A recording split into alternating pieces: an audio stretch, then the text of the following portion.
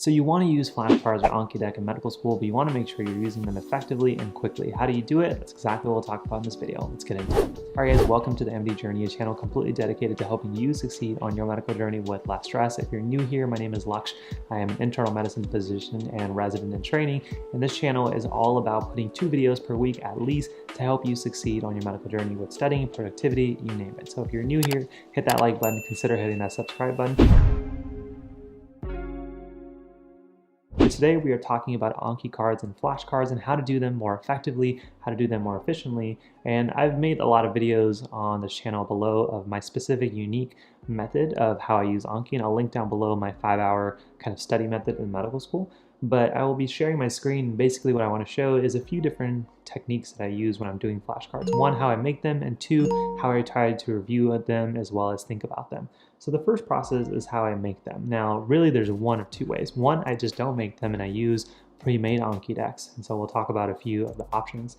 Or 2, if I'm trying to do something from class and I use a very kind of efficient method, which again, I'll link down below, but I'll kind of allude to a little bit in this video. And finally, I want to give you my recommended way of getting through flashcards quicker, as well as examples of what your study schedule would look like if you chose to use Anki decks as your study method. Now, first things first, let's talk about different options that you have for Anki decks. So as I mentioned, you can either use some that other people have created. And so for example, here I have some Anki decks. And so this is probably the biggest library as I'm making of this video of different resources from Pathoma, from first aid, for studying for step 1, as well as your classes, of essentially countless amounts of material on every different topic. So immunology, MSK, neurology, psych, you name it. But there's also other different Anki decks such as broencephalons, peppers, and I forget the names of all the other ones. So you guys can put in the comments if you have your own personal favorite. But essentially what you'll see is that it's going to ask you a very kind of short 1-fact question that may refer to a piece of information shared on first aid or something that's important to learn for step 1. And so, as you can see, they're pretty quick and easy to get through. And you can choose if you want to see them in a minute or 2 minutes. Now, pre-made Anki decks are great because it saves you a lot of time of not having to make them yourself, as well as it's just very quick and easy to actually do them, just because it's either you know them or you don't in terms of information. But in terms of how to make flashcards for your classes using lecture slides or lecture material, here's the method that I like to use, and I'll link down below again my 5-hour study technique. But here's a lecture or PowerPoint I have on my computer for osteomyelitis, and normally what people would do is that they would try to make multiple flashcards per slide and try to find the little bits of details, and they find that even for a slide deck that's 15 slides, which most lectures are much longer, they'll probably end up with 20, 30, or 40 different flashcard questions, and it just takes forever to make them. And so you never really have the time to actually do the review. So what I do is I actually pull up them next to each other. I actually have a dual monitor, so it's a little bit easier. But I create a new deck for whatever that lecture is. So you can go down here, create a deck. So we'll just call this osteomyelitis. Now you can basically open this up and click add, and then you can make your own flashcards. Now most people will type in something for the front and the back of the flashcards, but that's not my desired cup of tea just because it takes forever. So here's an example of the imaging modalities that you can use to diagnose osteomyelitis. Some people may ask a question from this, or they may ask a specific question for radiography, for CT, for MRI. What I like to do is just best imaging for OM diagnosis. So this is just the best way to diagnose. And then what I can do is I can go ahead and screenshot that specific slide, and I can just copy that and add it in. Now, whenever I see that specific flashcard, the real question is, do I know the best imaging for OM diagnosis, but also then I can test myself on all the different elements of this specific slide, like how useful is an MRI versus a CT, versus a PET scan. And so it helps me understand all of the information in one place, has both the details as well as the big ideas, and making that flashcard took 10 seconds. And so before I show kind of how to review it, I'm just going to make one more. So here's one on antibiotic therapy, and if you're feeling really lazy, then you can do just copy and paste the title of the slide itself, and then you can go ahead and, just like I did in the last one, you can go ahead and just copy the whole slide. Now everything doesn't have to be important, and if you want to add more notes, what you can do is you can open up the same slide and add your notes, so it's not completely limited to this one option. What I'm doing is I'm basically knowing that it's important for me to know the antibiotic therapy to treat OM, but I don't want to spend 20 minutes making multiple flashcards on this topic, so I'm going to take 20 seconds to make this, and then let's just say that I've finished all my flashcards. only 2, but we're going to say we have like 20 or plus more. When you go to study, the first thing that's going to show up is the best imaging for OM diagnosis. So I'm going to ask myself, what's the sensitivity or specificity, because I knew that that was on the slide for a CT scan versus a radiography. And let's say I remembered one piece of information, like I remembered CT scans were like, kind of 50-50, but MRI is a little bit better. Then I can say, okay, well, like that's the piece of information I learned, and then I need to learn all the rest of it, so I'm just going to click 1 minute. It's going to show it to me again. Now, antibiotic therapy. I know that bank is kind of your empiric choice, but I don't really remember the other ones. So I'm just going to give myself 10 seconds, and that's going to be a principle that we'll talk about to see if I know as much information. We give myself 10 seconds to say, what do I know, what do I don't know? And then I'm going to review this slide as quickly as possible and try to grasp one additional piece of information that I didn't know before, and then click 1 minute again. And then again, I'm going to go, okay, I have a question again about that imaging. So CT scans was like 67% sensitivity, I believe, and then it was like almost 90% for MRI. So there you go. And now I'm going to say, okay, well, the sensitivity for radiography is like pretty terrible. So it's useful to rule out. So that's the one piece of information I'm going to take away, and I'm going to go ahead and show it again. So every time I'm doing this, my goal is to say, how much of this information do I remember? And then what piece of information can I add on to my collection of knowledge for this big topic, which is antibiotic therapy in this situation? And then ask myself to do it again in 1 minute. So I find that this method specifically helps me get into the review phase very quickly. It does get a little overwhelming for students who do it for the first time because they're not really sure how they can get away from having one fact per flashcard to now having a whole slide. But the big key, and this isn't going to be moving into the next portion of this video, is how do we do them faster?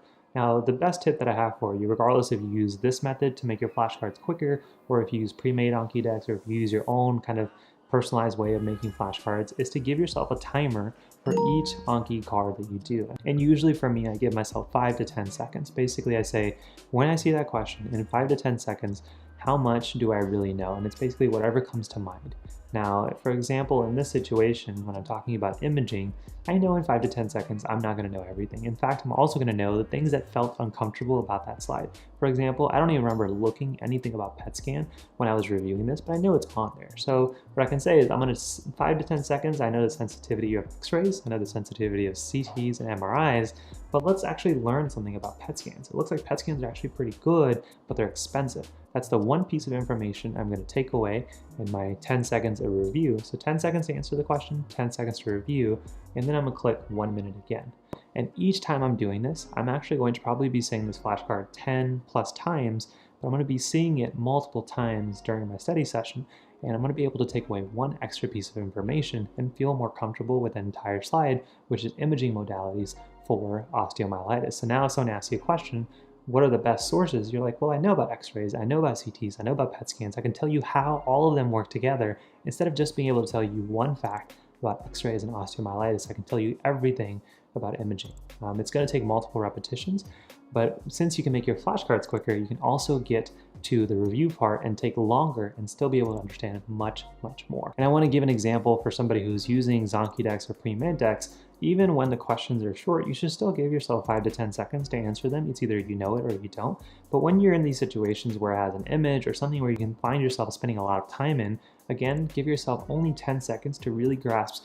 For example, in this figure, I'm going to say, well, I know there's a lot of things. I could probably try to spend a minute or two trying to rewrite or remember. I'm just going to say, okay. But in this example, as I'm trying to learn the figure, I'm going to say, okay, let's try to understand the proteins for gap junction right now and desmosomes. And then I'm going to click 1 minute again, and it's going to show those to me again. So not only will I be able to answer the question for gap junction, which is what the slide was asking, but I'll also be able to remember 1 or 2 more different things from the table without spending an excess amount of time. So you can see how if you're doing 40 or 50 flashcards in a session, you'll be able to get through them much quicker if you're spending only 10 to 20 seconds per flashcard, giving yourself multiple flashcards per minute versus multiple minutes per flashcard. So force yourself to have a timer to answer the question and to move on from the question. Again, because Anki is so awesome, you can show yourself in a minute or 10 minutes depending on your comfort level, and you pick when you think it should be a 10-minute versus a 1-minute review, and you just go from there. So to give one more example, here's a flashcard talking about the different layers of the epidermis.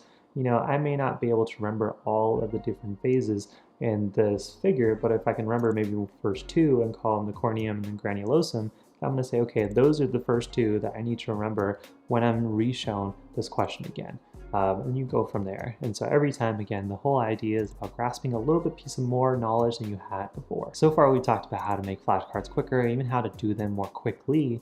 But I want to finally kind of leave you with study schedule or study plan you could use to actually make flashcards your only kind of form of resource to review and study and still be able to do quite well. So the first part of your study plan is going to be creating your actual flashcards that you have to do. Now, if you're using a pre-made deck like Anki, you actually won't have to make the flashcards, but what I do recommend is maybe creating a separate deck in Anki where you can go ahead and create it for all your class material. So for example, if you're learning cardiology, then you can create cardiology here. And then as you're going through class material, if you have a class such as about ACS or about murmurs, then you can create a deck about specifically murmurs under cardiology. Now what you can do is you can go into the browse section in Anki and you can find the cardiovascular section and find any question that you think may work for the murmur section. So here we have a question specifically we're talking about S2 sound and mitral stenosis.